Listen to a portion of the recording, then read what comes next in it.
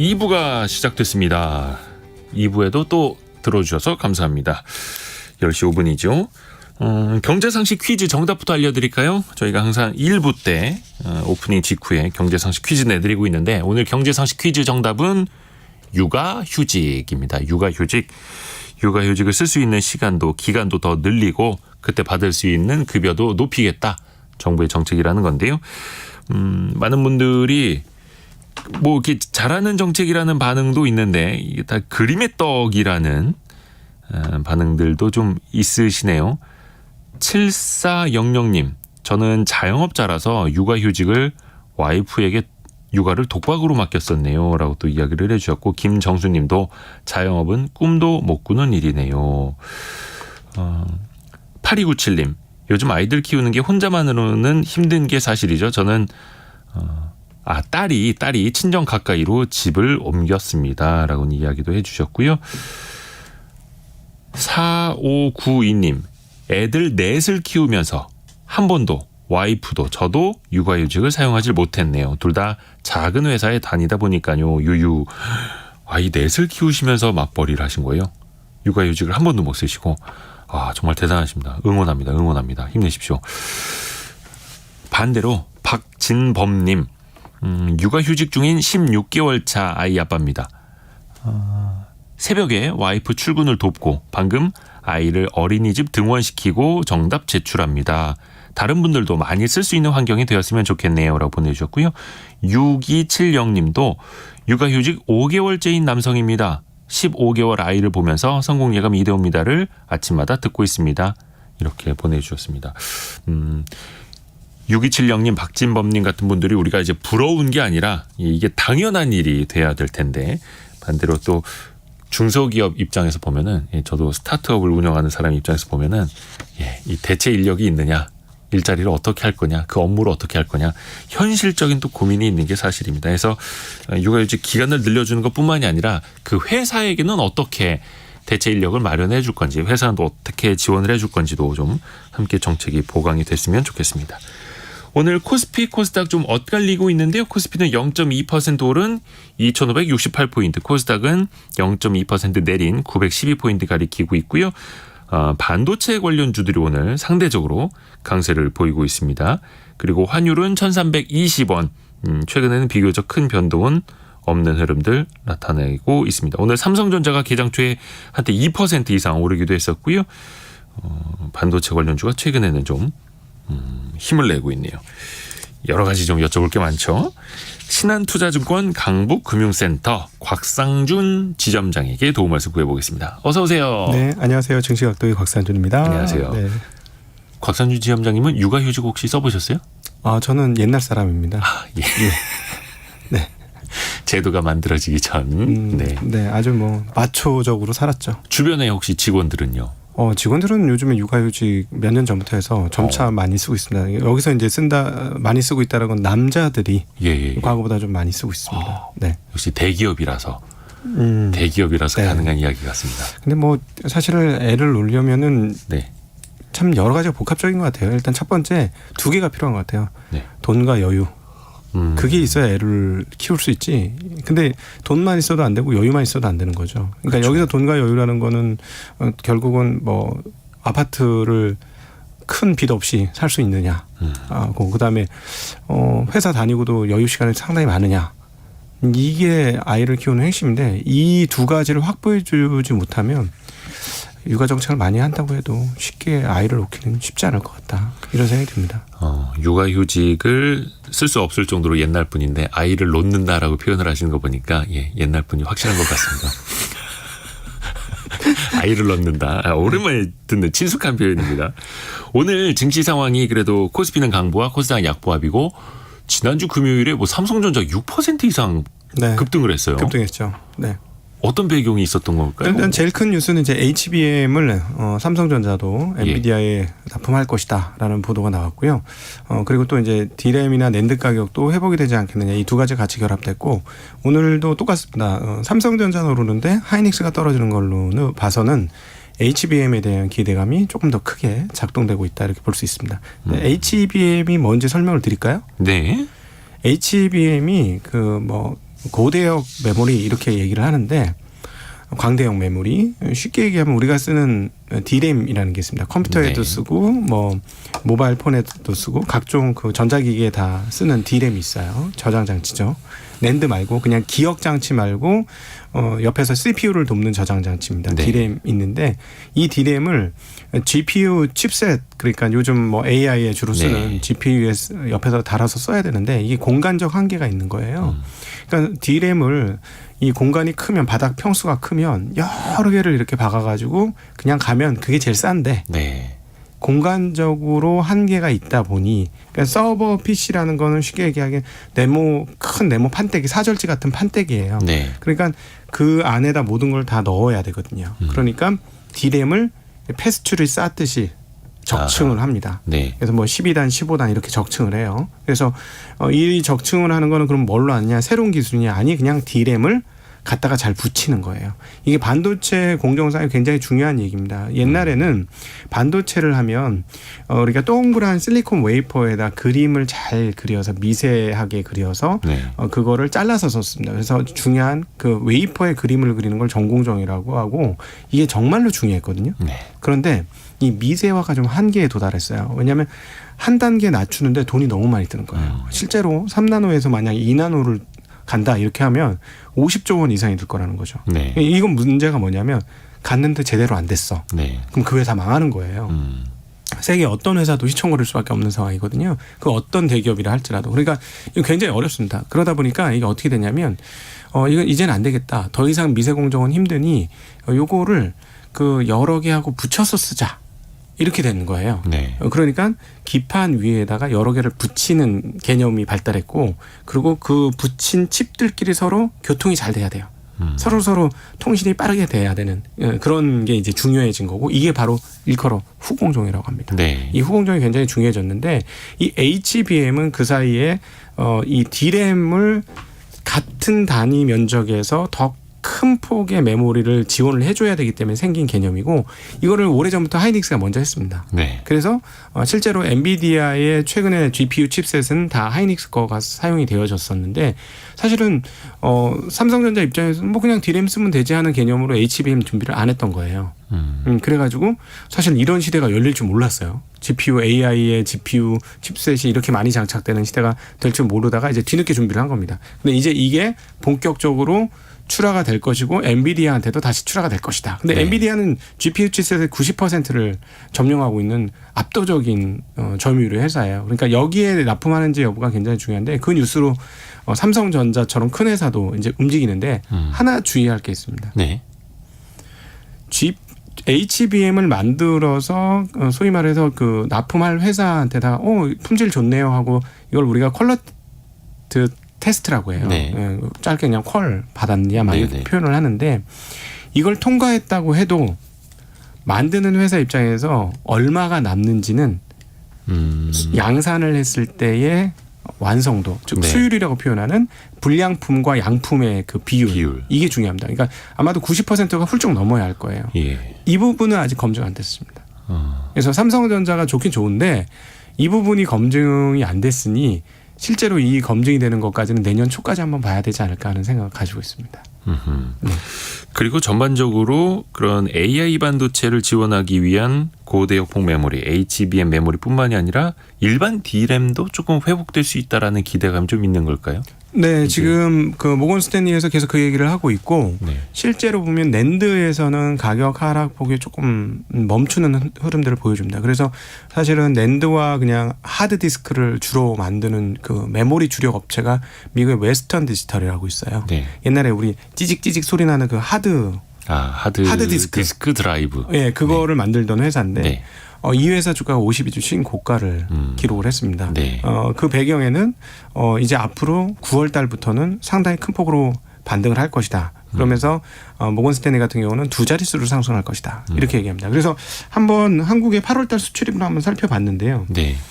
보니까는 낸드 고정가의 흐름이 최근 5개월간 흐름이 4.42달러에서 4.14달러 또 4.14달러 그 다음에 3.82달러로 떨어졌다가 8월 달에도 3.82달러입니다.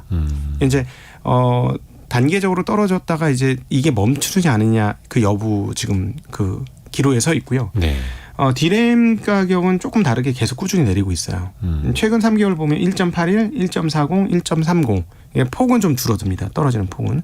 근데 낸드가 먼저 멈췄거든요. 지금 옆으로 횡보했기 때문에 만약에 낸드가 먼저 반등을 해준다면 한국 메모리 기업의 주가도 굉장히 긍정적일 수 있고 그거는 그럼 누가 아마 먼저 선수를 칠 거냐? 외국인이 선수를 칠 겁니다.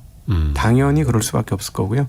지금 이거 뭐 조금 이따가 드리려고 했었던 얘기인데 이왕 나온 김에 다 말씀을 드리면 최근에 한국 주식시장에서 주포는 개인이에요. 그렇죠. 힘이. 총 거래대금에서 7할 이상을 개인들이 하고 있어요. 근데 개인들은 지금 분위기가 뭐냐면 정말 세계 단타 수익률 대회에 나오신 것 같아요. 왜냐하면 테마주들이 계속 돌아가면서 최근에 극성이죠. 네, 테마주들이 계속 돌아가는데 이게 단기적으로 하루에도 뭐 20에서 30% 올랐다가 또 뭐 다시 20% 고점 대비 빠지고 30% 빠지고 뭐 이런 흐름들이 굉장히 빈번하게 일어나고 있습니다.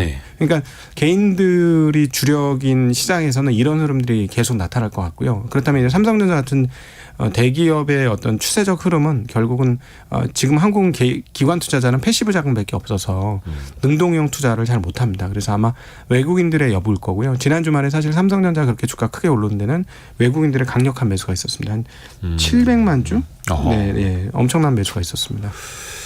그래서 외국인들은 업황이 돌아서는 것, 반도체 가격이 이제 거의 다 떨어져서 바닥을 치는 것을 보고 공격적으로 들어오는 거고 사실 최근에 뭐 몇 주 연속해서 저희도 이야기를 하고 있습니다만 개인 투자자들의 자금은 계속 좀 테마주 단타 형식으로 흘러 들어가서 물론 그걸로 많이 벌면 되겠습니다만 또 그거는 벌었다 잃었다 이럴 수가 있는 거여서 주의를 좀 많이 하셨으면 좋겠어요. 왜냐하면 그 변동성을 노리는 기계들이 많습니다. 노리는 기계요? 네, 즉 알고리즘 매매라고 하죠. 컴퓨터. 근데 저도 한번 실전에서 투자를 해보면 약간 그런 느낌을 받는 때가 있는데 이 컴퓨터는 1초를 사용 안 해요. 1초를 저희들 느낌으로 한 1분으로 분할 사용하는 것 같습니다. 예, 그래서 저희가 주문을 넣은 거 바로 인지를 하는 것 같아요. 뭐 그런 시스템이 있는 것 같습니다. 그래서 그 고빈도 알고리즘 매매라고 하는데 특정 퍼센트 이상 늘어나고 거래량 늘어나고 수급이 어떻게 될 때 우리는 판다 막 이런 것도 후두둑 쏟아지면서 그렇죠. 개인 투자자들이 조금 뒤늦게 움직이는 분들은 고점에 물려버리기도 하고. 그렇죠. 여러분 만약에 그런 주식들을 투자를 한다면 컴퓨터 알고리즘과 내가 싸우고 있다라고 기억하시고 투자를 하셔야 될 것 같습니다. 물론 그걸 이길 수 있어라고 생각하시는 분들은 하시는 거고요. 다만 제가 항상 우려하는 거는 그 반복 가능성. 그게 지속 가능성이 있느냐라는 측면으로 투자자분들도 생각을 하시면 좋을 것 같고요. 이렇게 되면은 삼성전자도 항상 이게 주가가 안 오를 때는 그냥 5만 전자, 6만 전자 이렇게 답보 상태에 있다가 조금 반등을 하게 되면 이제 8만 전자 가나? 9만 전자 가나요? 이런 물음들이 또 나올 수 있거든요. 지금 전망들은 어떻습니까?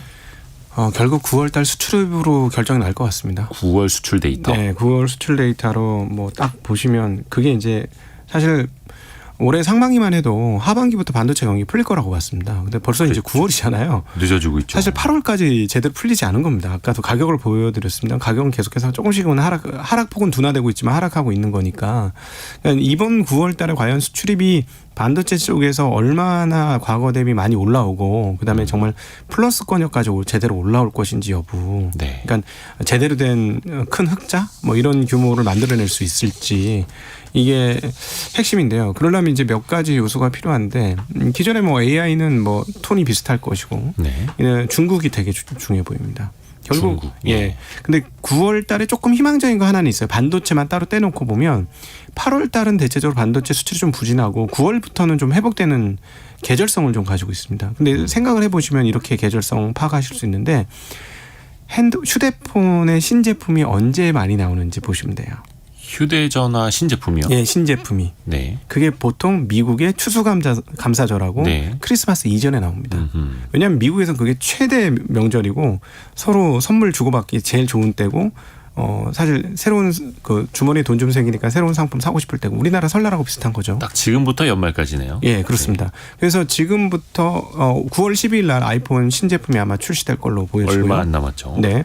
그리고 다른 기타 기기 디지털 기기들도 이것과 연동해서 같이 좀 새로운 신제품들을 계속 출시할 가능성이 높기 때문에 이때부터 이제 관련된 부품들이 많이 소요되죠.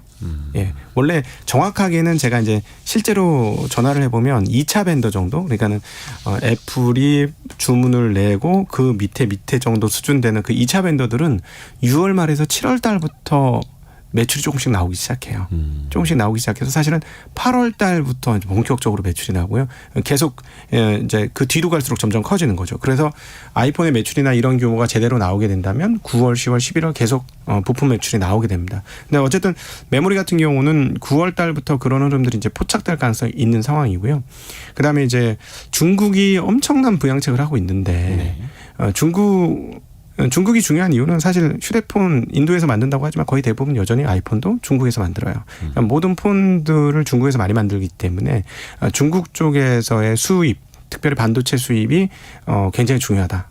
그리고 이 수출입이 한국 수출입에 그대로 적나라하게 드러날 것이고 그 수출입 데이터에 따라서 반도체가 회복되는지 여부가 보여질 것이고 만약에 회복이 되어진다면 좋죠. 네, 좋습니다. 왜냐하면 다른 쪽은 다 좋아요. 화학 정도를 빼고는 자동차, 기계, 조선, 한국 이쪽 수출입은 굉장히 좋습니다. 전년 대비 상승률도 높고 그래서 그런데 이제 반도체까지 회복이 돼야 제대로 되는 회복인데 그거는 데이터 디펜던트입니다. 그러니까 좋아질 거야라고 장담을 못 하겠어요. 네. 예, 근데 과거 대비로 보면 8월보다는 9월부터 조금 회복되는 기미는 있었으니 한번 기대는 해보자. 뭐 이런 정도로 말씀드릴 수 있겠습니다. 데이터에 따라서 달라질 수밖에 없다라는 건 미국 연준 의장도 자주 쓰는 표현이고 그만큼 어떻게 될지 알 수 없으니 하나하나 조심스럽게 확인하면서 가야 한다라는 이야기로도 읽힙니다.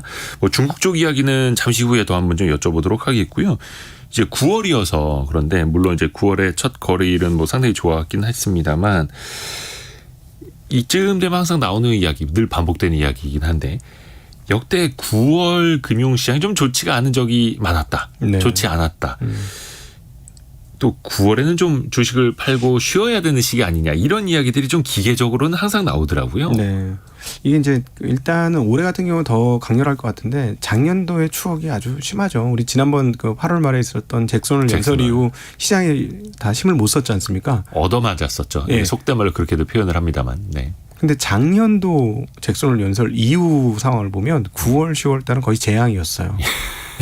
시장이 정말로 패닉장이 펼쳐졌거든요. 그래서 야, 이 장세 이런 정도의 패닉 장세라고 이미 많이 빠졌는데 이러면서 이제 그 하락을 두들겨 맞았는데 그러다 보니까 이제 9월에 대한 기억이 별로 안 좋고 또 하나 이제 미국 같은 경우는 2008년도 리먼 브라더스 사태가 딱 9월 달 중순에 발표가 됐어요. 네. 그러니까 전후에서 주식이 정말 폭락을 했죠. 네. 그런 흐름들이 있다 보니까 9월에 대한 기억은 안 좋고 또 우리나라도 보통 대체적으로 9월 달에 이제 추석 연휴 끼인 때가 많으니까 꼭 추석 연휴 전에 일주일 전에 한국 시장 별로 안 좋습니다.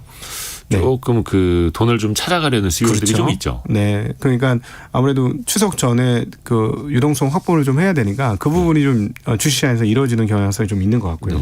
그래서 근데 한번 정말로 그런지 한번 다 찾아봤어요. 이게 9월 달만 그런지 보니까 2000년하고 2001년, 2002년, 2003년은 정말 9월 달에 안 좋더라고요. 네. 닷컴 버블 이후로 9월 달에 계속 안 좋았어요. 그래서 야, 이거 정말 맞는 거야?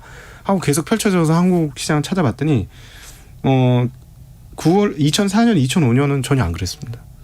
그때는 오히려 9월 달이 좋았어요. 올랐습니다. 네. 그래서 도대체 뭐지 하고 살펴봤더니 대세가 상승하면 9월 달 좋고 대세가 하락하면 9월 달이 나빴어요. 아, 전체 시장에 따라서. 예. 그러니까 근데 올해는 그런 측면에서 보면 약간 애매합니다. 대세가 연초 대비 상승하는 것 같다가 지금 8월 달에 옆으로 횡보했거든요. 네. 그러니까 대세 상승 기조라면 9월 달 올해도 좋을 건데 이게 이제 대세 상승이 꺾였다면 9월 달 좀 애매한데 뭐 이런 정도로 보실 수 있을 것 같고요. 그다음에 이제 9월 위기론 이렇게 얘기가 많이 나오는데 이거는 제가 보기에는 저 주식 쪽이 아니라 부동산 쪽의 문제인 것 같습니다.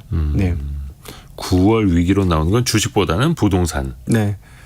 왜냐하면 이제 프로젝트 파이낸싱도 많고 그다음에 새마을금고 쪽에서 계속 이 문제가 제대로 해결이 안 되고 있는 것 같아요. 최근에 이제 가장 충격적인 뉴스였던 것 중에 하나는 연체율이 1% 감소했더라고요. 새마을금고가. 네. 그래서 이제 해결이 되나? 내용을 봤더니 그 부채가 갚아야 되는데 부채를 못 갚는 그 상대방의 이자를 탕감해 줬어요. 그럼 이건 안 좋은 뉴스입니다. 제가 보기에는. 이거는 정말 갚아서 연체율이 떨어진 게 아니라 아예 못 갚으니까 갚지 마라고 해서. 그리고 금융회사는 그냥 손실로 처리해버리고. 네, 그런 거니까 이거는 좋은 뉴스는 아니라서 새마을금고에 대해 관련해서는 계속해서 좀 주시를 해봐야 될 필요가 있지 않나 싶습니다. 네. 아까 삼성전자 이야기를 좀 했고 그리고 AI 관련된 이야기도 했고 해서 AI로 이제 뻗어나가는 그 이슈들이 대부분 AI 반도체와 또 휴머노이드 로봇 이야기들이 있더라고요. 관련주도 여전히 뜨겁습니다. 증시에서. 좀 나눠서 볼까요? 우선은 엔비디아 같은 경우에는 미국에서 거의 올해 주식으로 꼽히는 회사고 이제 반도체 기업들 중에서 시총이 가장 커졌다고 하죠. 또 지난달에만 우리나라 개인 투자자들이 2,300억 원 가까이 순매수를 했다고 합니다. 이런 현상은 좀 어떻게 보세요? 사실은 엔비디아가 이번 2분기 실적 발표하기 전까지는 꽤 비싼 주식이었어요.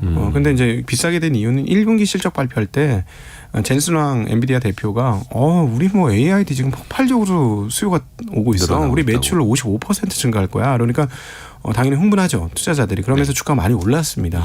그래서 야, 이건 굉장히 많이 오른 거 아니야? 뭐 1년 이익 대비 주가가 막 100배 이상 되는 거는 이건 너무 많이 오르는 거 아니야? 막 이런 생각을 하고 있었던 참에 이번 2분기 실적이 얼마나 잘 나왔냐면 2분기 예상치 최상단을 예상했던 것보다 더 잘 나왔고요. 그다음에 계속 이렇게 늘어날 거니까 3분기에도 좋을 거야 하고 3분기 예상한 예상 실적이 있습니다. 매출과 이익. 그것도 돌파했어요. 그러니까 2분기 실적이 앞으로 계속 좋아져서 3분기도 좋을 거야 해서 3분기를 굉장히 높게 평가하고 있었던 그 평가까지도 돌파하면서 실적이 나왔습니다. 그래서 따져보니까 만약에 2분기하고 똑같은 실적을 앞으로 1년 동안 계속한다고 하면 주가가 얼마나 되는가 한번 제가 살펴봤더니 근데 사실 좀 이익이 증가할 거 아닙니까? 앞으로 1년은 이익이 증가할 거거든요. 근데 2분기 실적을 그대로만 해도 현재 주가는 이익 대비 37배예요. 37. 물론 이제 미국의 S&P 평균은 그 장기 10년 평균은 17배. 최근 한 18배 정도 나오고 그다음 빅테크 주식들은 한 30배 정도 나오는데 그것보단 비싸긴 합니다. 근데 이익이 폭발적으로 증가하고 있다라는 측면에서 보면 그리고 앞으로 아마도 1년 정도 이런 흐름과 추세가 유지될 거라고 보면 37배를 비싸냐라고 얘기하기 조금 애매해진 상황이에요. 실적이 올라오고 있기 때문에. 만약 주가가 더 이상 오르지 않는다면 이번 2분기 실적 발표한 그때 물론 조금 올랐습니다. 그때보다는 만약 멈춰 있다면 아마 3분기 발표를 하고 나면 그 1년 대비 이익 배수가 아마 30배 초반 뭐 이런 식으로 빠질 거고 4분기까지 이어지면 더 떨어질 수도 있어요.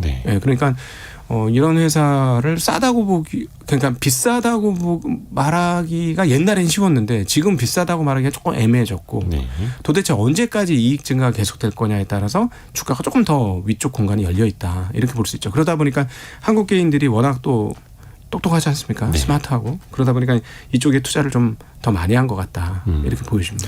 다른 나라 개인 투자자들보다 우리나라 개인 투자자들이 반도체 분야에 대한 공부도 또 많이 하고 그러다 보니까 엔비디아가 또 친숙하기도 하고요. 휴머노이드 부분을 여쭤볼게요. 여기도 사실 우리가 삼성전자 이야기를 했습니다만 삼성에서 뭐 로봇 개발 회사 하나 또 인수를 했었고 또 휴머노이드 로봇을 개발하겠다라는 이야기도 나오면서 로봇 관련주들이 최근에 굉장히 강세고 사실은 그 이전부터 연초부터 또 강세를 뿜고 있는데 이런 흐름들은 좀 어떻게 판단하고 계시는지도 궁금합니다. 저는 요즘에 옛날 그 한국에 왔었던 그 손정희 소프트뱅크 사장이 계속 많이 떠올라요. 그때 한국에 와서 손정희 회장이 했던 얘기가 뭐냐면 AI, AI 이러고 갔어요. 첫째도 AI, 둘째도 AI, 셋째도 AI. 근데 그 연수가 꽤 된 얘기입니다. 거의 한 4, 5년 됐을걸요? 한 6년쯤 됐을 겁니다. 그렇게 오래됐나요? 6, 7년 됐는데요. 그 전에 그런 얘기를 하고 갔는데 그분이 사실은 항상 미래를 고민하는 그 사람인데 그래서 그랬던가요? 지금의 상황들이 그분이 얘기했던 상황하고 아주 유사하게 지금 돌아가고 있는 거죠. 저는 사실은 생성형 AI도 AI지만 자율주행도 사실상은 AI고 휴머노이드도 AI라고 생각해요. 이 모든 게 AI인데 이 AI의 핵심은 뭐냐면 인간의 노동력을 대체하는 쪽으로 지금 방향이 가고 있는 거죠. 근데 저는 이 흐름들은 이 추세는 이제 거스르긴 좀 힘드는 상황까지 온 것 같습니다. 지금 빅테크들이 거대한 자본 투자를 지금 하고 있는 거고요. 그 거대한 자본 투자에 수혜를 받는 핵심 회사가 지금 엔비디아였기 때문에 방금 전에 말씀드렸던 대로 엔비디아 실적이 폭등한 거거든요. 네. 그러니까 이 흐름들은 계속 진행이 될 거고 투자자들은 이 흐름들이 계속될 것을 알고 있기 때문에 기대감이 굉장히 많이 작동하고 있습니다. 근데 주식이라는 게 참 신비한 부분이 하나 있는데요. 네. 실적이 제대로 나오고 나서는 어떻게 평가를 하냐면 주판 하나를 챙기면서 평가를 합니다. 나오고 나서 네, 실적이 나오고 나면은 이 실적이 주가하고 정말 비교해 봤을 때 적정한 가격이야? 이렇게 판단을 해요. 네. 그런데 실적이 아직 제대로 구현이 안 되고 앞으로 미래의 전망이 앞으로 좋아질 거야라고 네. 꿈을 던져주면 가격이 정말 맹목적으로 올라갑니다. 우리가 그걸 어디서도 봤냐면 테슬라에서도 봤어요. 테슬라 완전 초반 실적 나오기 전까지. 예, 사실은 첫 번째 그 흑자 전환하고 나서 모델 3가 생산 대수가 늘어나고 흑자 전환하고 나서 모델 3 생산량이 엄청나게 늘어날 거라고 생각하면서 지금 $1,300대까지 왔죠. 네. 그걸 이제 지금은 3분의 1로 줄여서 주식 분할하기 전. 예, 주식 분할하기 전에 $1,300까지 갔는데 네. 그때는 미래 전망에 정말 거의 모든 거를 끌어다 가격을 매기더라고요. 네. 사람들의 그 가격 메커니즘을 보니까 이 회사가 하고 있는 스페이스 X, 그다음 FSD 판매, 그다음에 전기차 판매, 그다음에 태양광 판매, 그리고 발전소 판매, 이 모든 것들을 다 가격을 매기면서 1,300불을 만들더라고요. 그러더니 최근에 실적이 그다음에 나오니까 실적 대비 얼마냐 이거를 상당히 계산하기 시작해요, 사람들이. 네. 실적이 보다 구체화되면 구체화될수록 사람들은 현실성을 가지게 되는데 반면에 미래 앞으로 이게 이렇게 되지 않겠어? 라고 조금 막연한 미래를 이렇게 보여주면 사람들이 꿈을 꿉니다. 꿈을 꾸면서 주가를 작성을 해요. 그 한국에서 그런 일들이 여러 번 있었는데 2016, 17년도에 바이오가 대표적이었어요. 네. 한국의 바이오들이 정말 끝간데 없이 주가가 올랐거든요. 꿈만 컸죠. 예, 그때 꿈 컸죠. 예. 근데 지금은 이제는 그때 좀 몇몇 회사들이 심대한 투자자들한테 타격을 입히고 나서 예. 아예 이제 안 믿는 상황까지 와 있는데 그렇죠. 그래서 최근에는 뭐 실제로 건전하는 회사들이 자금을 못 구해서 굉장히 어려움을 당하고 있는 뭐 그런 환경도 있습니다. 근데 어쨌든 지금 이 로봇은 미래가 어떻게 누가 생각해도 제가 말씀드렸듯이 모든 게 AI인 것 같아라고 말씀을 드렸는데 그럼 뭐 당연히 이것도 성장을 하고 주요한 사람을 대체하는 주요한 문명의 어떤 이기가 되겠네 이런 생각을 다 하죠. 그러다 보니까 가격을 좀 많이 주는 것 같아요. 그러니까 이 회사들이 지금 꿈꾸고 있는 매출이 본격화되려면 제가 보기에는 최소한 1년에서 3년, 4년은 더 기다려야 될 것 같거든요. 네. 근데 지금 가격을 벌써 시장에서는 매기고 있는 거죠. 그러니까 지금의 주가는 조금 기대감이 있는 거고, 근데 이러한 흐름은 주식시장의 과거에도 있었고 앞으로 미래에도 있을 일종의 가격 결정 메커니즘이다. 속성 같은 거죠. 예. 그래서 이 부분에 대해서 여기에 와서 밸류에이션이 어떻고 저떻고 얘기를 하면 뭔가 좀 앞뒤가 안 맞는 개념이 되는 거예요. 그래서 제가 보기에는 그 미래에 대한 꿈을 사람들이 꿀 때 가격을 가장 흔쾌하게 많이 준다. 이렇게 좀 이해를 하시면 좋을 것 같아요. 근데 이 업황이 그럼 나쁘냐? 아니요. 업황 굉장히 좋고 미래 전망도 좋습니다. 네. 단지 실적은 나중에 나올 뿐이에요.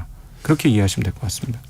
꿈은 확실히 있고 다만 그걸 가치로 환산하기가 어렵고 네. 어떻게 보면 그게 없기 때문에 더더욱이 더 올라가는 현상이 나타나는 거기도 하고요. 다만 앞으로는 알 수가 없다라는 거고요. 해외 쪽 이야기를 좀 해볼까요?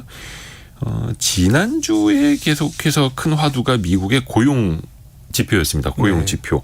근데 약간 미국의 실업률이 이제 올랐습니다. 네. 한 3.5% 정도 하던 실업률이 3.8%까지 올랐습니다. 네. 일단 이게 어떻게 된 일인지부터 좀 해석을 부탁드립니다. 지난 한 주간 고용 지표가 굉장히 많이 발표됐습니다. 그 졸츠라는 구인 이직 보고서, 그다음에 크리스마스 그레이의 해고 그 변동률, 그다음에 ADP 비농업 고용, 그다음 실업률, 그다음 노동부의 공식 고용, 비농업 고용 이런 것들이 다 발표됐거든요. 네. 종합해서 이 상황들을 한번 살펴보면 미국의 아주 뜨거웠던 고용 상황들은 점차 좀 뭐랄까요, 좀 식어간다. 여전히 온 길이 있습니다. 네. 여전히 뜨거운데 식어가고 있다. 이것들은 분명히 얘기할 수 있어요. 그러니까 일종의 이제 골디락스 상황으로 가는 것처럼 보인다라고 보여지고, 또 하나 경제 참여율은 좀 올랐습니다. 이건 무슨 말이냐면 최근에 미국 사람들 가처분 소득 그리고 예금 상황들을 보면 예금이 추락하고 있어요. 가지고 있었던 돈을 다 썼다. 네. 예, 소비는 그대로 유지가 되고 있잖아요. 아무래도 좀 물가가 많이 올랐으니까. 네, 여유 있는 돈으로 다 썼는데 이 여유 자금이 지금 떨어진 거예요. 네. 그러니까 이제 직장을 구하러 나온 겁니다. 근데 외국인들이. 예, 직장을 구하러 나왔는데 이 직장을 구하러 나오기 전 이전의 상황들을 한번 이해하실 필요가 있는데 직장을 구이는 구직자 한 명당 직업 구인하는 일자리가 몇 개 있었냐면 1.6개예요. 네. 그러니까 구직하러 나오면 직장 구하기는 어렵진 않아요. 네. 그러니까 지금 상황은 뭐냐면 구직자가 늘었어요. 전체 구직자가 늘었으니까 구직자 중에 아직 일을 못 구한 사람들이 있을 거 아닙니까? 네. 그러니까 실업률은 오르는 거예요. 네. 구직자가 많이 늘었으니까 실업률은 늘었는데 그러면 고용이 빠졌느냐? 그건 아니에요. 여전히 구인하는 회사들이 많았기 때문에 고용도 낮지 않게 나온 거죠. 네. 예상 17만보다는 18만 이상 나왔으니까 예상보다는 좀 넘게 나왔거든요. 그러니까 고용도 많아지는데 실업률이 올라가는 이 상황은 경제활동을 참가하겠다는 인원들이 더 많아졌기 때문이다. 이렇게 해석해 볼 수 있을 거예요. 네. 자, 그러면은 이거를 어떻게 해석해야 되느냐? 제일 중요한 이 고용과 관련해서 인플레이션과 관련해서 가장 높은 상관관계를 가는 건 결국 평균 임금 인상률이 될 거예요. 네. 평균 임금 인상률은 전년 대비 4.3% 정도가 올라갑니다. 근데 이제 전년 대비로는 모든 게 지금 안 올라오는 게 없어요. 네. 그러면 이 추세가 어떻게 되느냐를 보려면 전월 대비를 보셔야 되는데 전월 대비는 지금 0.2% 상승했습니다. 네. 근데 전달은 얼마 올랐느냐? 0.4% 올랐어요. 그러니까 임금 인상률도 조금 수그러지기 시작했습니다. 확실히. 네. 그러니까 따지고 보면 투자자들 입장에서는 약간 진짜 골디락스예요. 그렇게 나쁜 것도 아니고 약간 미국 경제가 과열되는 상황만 좀 시켜줄 수 있는 정도. 네, 그렇죠.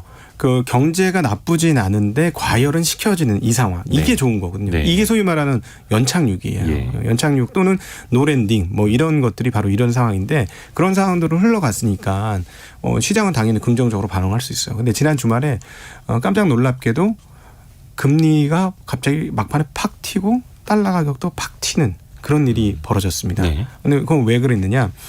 로레타 메스터 클리브랜드 연은 총재가 한마디 한 게 있어요. 네. 뭐라고 얘기했냐면 고용 추세가 이렇게 점차 안정화되고 있지만 실업률은 여전히 낮다. 3.8%도 너무 낮은 거다. 네. 여전히 낮은 거다. 예, 그래서 제가 한번 찾아봤어요. 3.8%를 그럼 낮다고 해야 되냐? 3.5% 완전 고용이라고 얘기를 했는데 네. 도대체 얼마나 되길래 3.8%를 낮다고 얘기하느냐? 과거 평균을 보면 1936년부터 2023년까지 미국의 실업률 평균은 5.5%입니다.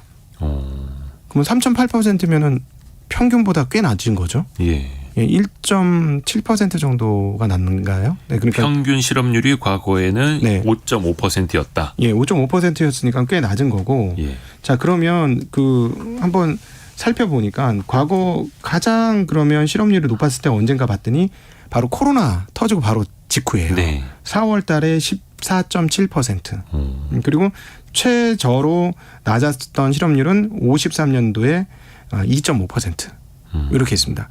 그러니까 사실 조금 시계열을 2, 3년 넓혀서 보면 최근의 고용의 뜨거움은 다 코로나에 있었던 충격의 대목인 과정이에요. 네. 그때 실업이 너무 크게 벌어졌고 네. 그러니까 갑자기 실업을 많이 했는데 생각보다 경기가 좋았잖아요. 네. 20년, 21년에.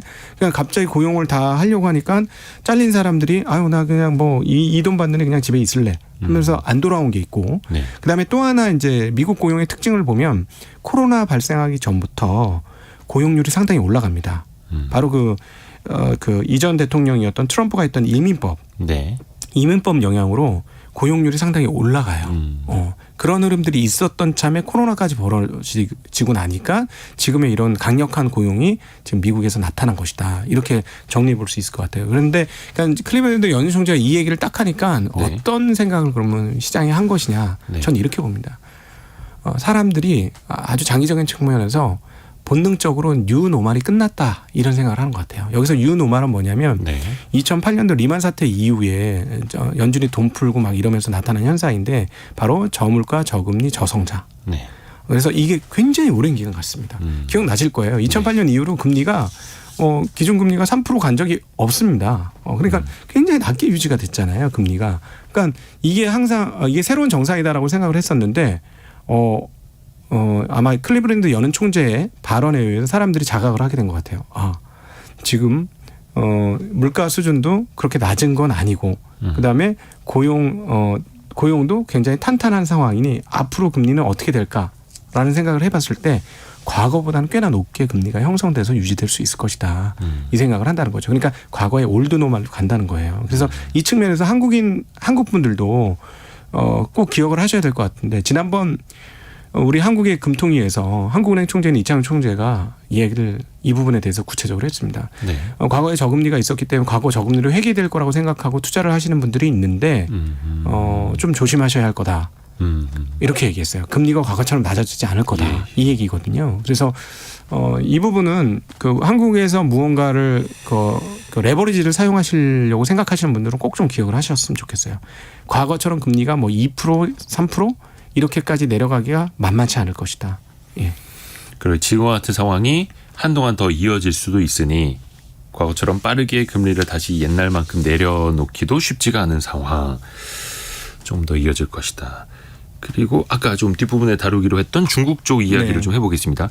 이번 주 후반에 아마 금요일인 것 같은데 8월 그 소비자 물가 지수가 발표가 됩니다. 근데 중국 쪽은 올해 내내 소비자 물가 지수가 발표될 때마다 특히 리오프닝, 경기 활성화를 기대를 했는데 오히려 물가는 더 떨어지는 이상한 상황. 리오프닝을 했지만 소비는 살아나지 않는 상황이었잖아요. 이번에 8월의 물가 지표는 중국에서 어떻게 나올까요? CPI는 오를 거로 봅니다. 소비자 물가 지수. 네, 왜냐하면은 최근에 그 포착되고 있는 게 중국 사람들이 정말 돼지고기를 정말 많이 먹나 봐요. 네네네. 돼지 가격이 꽤 많이 올랐습니다. 그래서 아마 CPI는 좀 과거보다는 좀 오를 수 있을 것이다. 거기는 돼지고기의 비중이 크니까요. 네. 그래서 그렇게 보여지는데 핵심은 우리 외국 투자자들이나 이런 사람들 입장에서 그리고 한국인들 입장에서는 핵심은 PPI예요. 생산자 물가지수. 생산자 물가지수. 네. 생산자 물가지수가 올라가는 게 한국 입장에서 너무너무 중요하죠. 뭔가 생산을 하고 있다라는 얘기가 되니까요. 네. 지금 중국은 정말 재고 조정하기 바쁩니다. 그래서 중국의 유명한 인터넷 이커머스 중에 알리바바가 하는 알리익스프레스 같은 거 있어요. 네네네. 거기 보면 정말 폭탄 세일을 엄청나게 해요. 저는 가끔 그런데 직접 들어가서 보거든요. 보면 얘네가 정말 재고가 많구나 이런 게 느껴지는 게 이 가격에 이런 제품을 세일을 한다고 이런 생각이 많이 들더라고요. 그러니까 재고 조정이 아직 제대로 끝났는지 여부가 굉장히 중요하고요.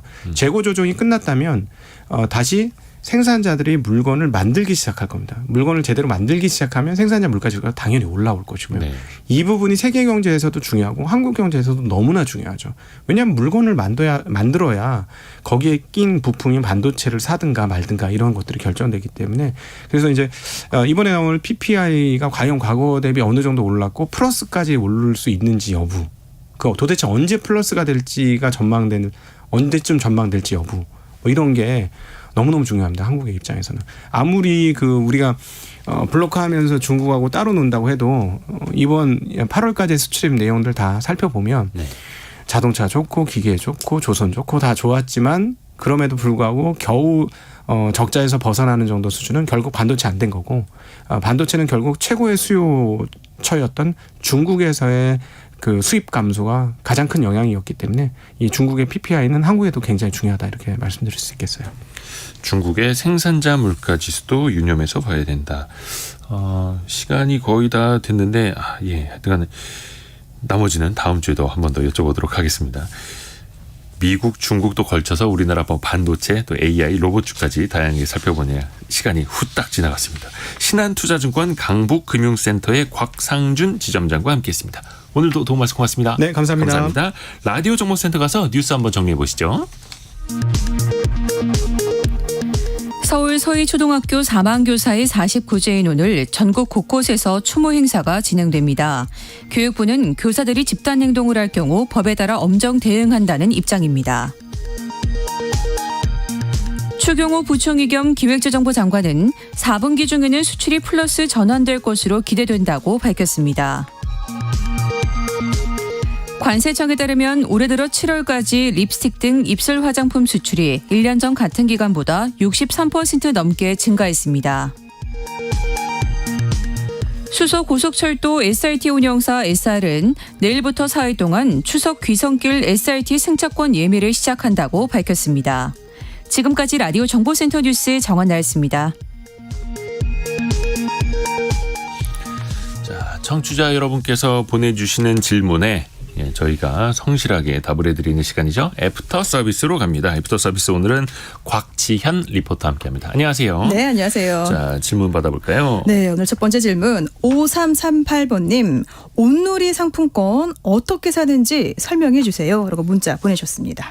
온누리 상품권은 온누리에서 살 수가 있더라고요. 저도 솔직히 이거를 종이 상품권으로 사본 적이 없어가지고 좀 이번에 반성을 하고 있는데 네. 이거를 은행에서 쉽게 사실 수 있습니다. 그 종이로 된 상품권은 16개 시중은행, 그러니까 아마 여러분이 아실 만한 시중은행에 가면은 온누리 상품권을 이른바 지류라고 하죠. 그걸 사실 수가 있습니다. 그리고 전자상품권도 살 수가 있는데요. 그거는 이들 은행이 갖고 있는 애플리케이션에 들어가서 사실 수가 있는데 요거는 되는 은행이 있고 안 되는 은행이 있고 요거는 14군데인가요? 좀 다르더라고요. 그래서 이거는 좀 확인을 먼저 하셔야 될 것 같습니다. 네. 참고로 이번에 정부가 정책을 발표한 게 내수 소비를 좀 진작시키기 위해서 원래 온누리 상품권도 구매 한도가 있었거든요. 그렇죠. 예. 한 달에 뭐 지류형은 100만 원, 카드 모바일형은 150만 원. 그런데 그 한도를 30만 원씩 더 올리겠다라는 거고요. 그 한도는 월간 기준이라고 합니다. 네. 그리고 또 이게 상시적으로 5%에서 10% 정도 할인이 되다 보니까 이왕 시장 가서 뭐 사실 것 온누리 상품권 사서 쓰신다면 그만큼의 할인 혜택을 누릴 수 있다. 예. 온누리에서 누리시길 바라겠습니다. 예, 많이 누리세요. 네. 다음 질문으로 이어갑니다. 자, 9224번님은 온누리 상품권 취지는 좋습니다. 그런데 과연 소비자들이 전통 시장에서 많이 쓸까요? 과연 이 시장에서 유통량 어떤지 궁금합니다. 라고 문자 보내셨는데요. 그래서 제가 중소벤처기업부 전통시장과에 물어보니까요. 네. 우선 이 1년에 한 발행 3조 원 정도 발행하고 있습니다. 근데 오늘의 상품권 같은 경우에는 이 소비자들이 전통시장에서나 또 상점가에서 사용을 하고요. 이 가맹점주들은 다들 아시다시피 이 지정된 은행에서 현금으로 바꾸는 그러니까 환전하는 그런 구조예요. 네. 그러니까 이 사실상 환전 회수액이 매출액과 비슷하다 이렇게 보시면 되고요. 그러니까 물론 뭐 다른 지역으로 가셔서 환전할 수도 있지만은 거의 그런 경우는 없다고 해요. 그래서 그 회수액이 그 지역 안에 온누리 상품권 사용액이다 이렇게 보셔도 무방하다. 이런 답변 들었습니다. 그러니까 네. 결론은 보니까 지류형 온누리 상품권 회수 현황은요. 전국 17개 시도 중에 서울이 가장 많네요. 4,334억 원으로 가장 많고요. 또 이어서 부산은 3,700억 원 정도, 대구도 한 3,400억 원 정도, 또 경북, 경남, 경기도 한 1,000억 원대가 되고요. 네. 근데 이 세종이 가장 낮습니다. 44억 원으로 세종시가 가장 낮습니다. 회수액은요. 그리고 실시간으로 애프터 서비스 해드리자면 방금 네. 이정옥 님이 현금으로만 구입할 수 있는 거죠라고 해주셨는데 개인은 현금 혹은 공무원 복지 카드로만 살 수가 있습니다. 그래서 개인은 카드로는 살 수가 없고 다만 법인은 네. 법인 카드로는 살 수가 있습니다. 그렇죠. 예. 네. 왜냐하면 지금 혹시 헷갈리시는 분들은요. 전통시장 통통이라는 사이트 검색을 하시면은 거의 뭐 네이버에 전통시장만 쳐도 전통시장 통통이 연관 검색으로 바로 뜨더라고요. 네. 거기 들어가시면은 구매 안내, 온누리 상품권 구매 안내를 볼 수 있습니다. 지금 유튜브로 보여드릴까? 저도 이거 스마트폰으로 전통시장 통통 이 사이트 열어놓고 사실은 컨닝하고 있었습니다.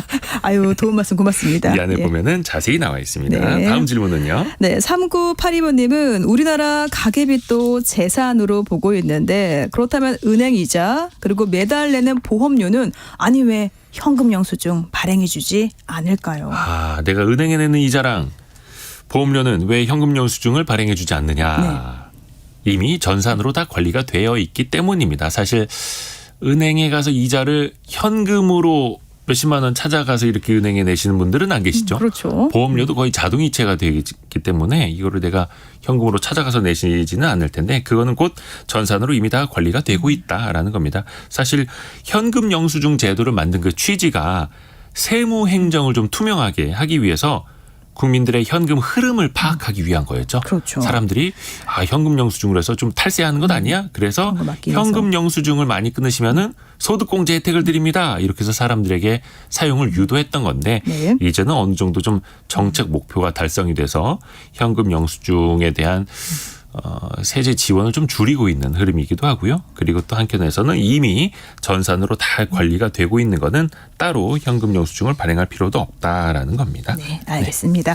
자, 이어서 청취자 백용현님. 가솔린은 40%가 세금이던데 전기차 충전요금 이때는 세금이 어떻게 되나요? 네. 교통세, 환경세, 에너지세가 전기차 충전 요금에는 붙지가 않죠. 네. 하지만 그 유류세라고 하는 데는 여기 다 붙어 있고요. 지금은 전기차 충전 요금에는 그 전기 요금에 붙는 10%의 부가세 정도만 아마 붙는 걸로 알고 있습니다. 그래서 이게 전기차가 많아질수록 나라에서 걷는 유류세가 줄어들겠네. 네. 상식적으로 그런 생각이 가능하죠. 네. 에너지경제연구원에서 조사한 걸 보니까요. 2018년부터 2030년까지 현행 세제가 유지가 된다면 누적되는 유류세 손실 규모가 5,800억 원에 달할 것이다. 이런 계산도 내놓은 바가 있습니다. 네. 그렇군요. 자, 이어서 1974번님은 1톤 전기차를 운전하고 있습니다. 네, 충전 금액과 기름량, 그러니까 기름 사용량을 보면은 연료에 비해서 80%까지 육박하던데 이 충전 시간이 1시간이나 걸리고요. 과연 전기차가 싸다고 할 수 있을까요? 아무래도 자주 충전을 하시는 모양입니다. 현재는 충전 요금 그리고 자동차세 또 각종 소모품 교환 이런 측면에서 보면은 전기차 유지 관리비가 훨씬 더 적게 드는 게 사실이죠. 네. 또 전기차 보조금이 많을수록 도움이 되실 텐데 또 반대로 전기차가 많이 팔릴수록 구매 보조금은 줄어들고 충전 요금은 또 올라갈 수가 있겠죠. 그래서 네. 앞으로는 차량 가격 그리고 구매 보조금 각각의 주행 거리와 충전 요금 또 충전 인프라 또 세금 체계가 어떻게 달라지는지 그리고 상대적으로 휘발유값, 경유값 그거에 따라서 전기차의 매력도 한 6, 7가지를 같이 따져보면서 계산을 해야지 전기차가 나은지 내연기관이 나은지 비교가 가능할 겁니다. 네. 자, 오늘도 곽진현 리포터도 수고 많으셨습니다. 네, 고맙습니다. 고맙습니다. 성공예감 이대호입니다. 벌써 마칠 시간이고요. 내일 화요일에 다시 아침 9시 5분에 돌아오겠습니다. 성공예감은 오늘도 여러분을 응원합니다.